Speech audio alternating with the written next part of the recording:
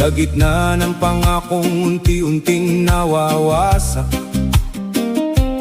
habang ang ilan ay patuloy sa kapangyarihan, ang ordinaryong mamamayan na iwan sa kahirapan. Pakinggan mo ang sigaw ng